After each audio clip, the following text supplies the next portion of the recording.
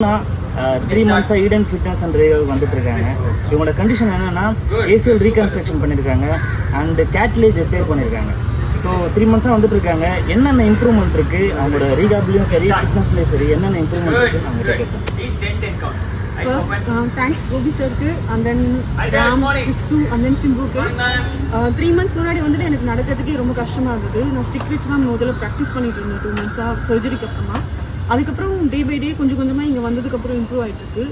கொஞ்சம் ஸ்டார்டிங்கில் வந்து ஸ்டெப்ஸ்லாம் ஏறதுக்கு ரொம்ப கஷ்டப்பட்டுட்டு இருந்தேன். இப்போ அதுவும் ப்ராப்ளம் இல்லை. So nowadays I'm fit. Thanks to everybody. Thank you so much.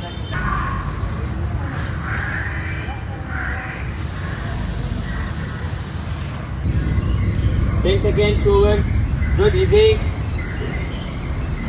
15 seconds forward. Knee on the back of the knee bend. Knee bend to the kilometer.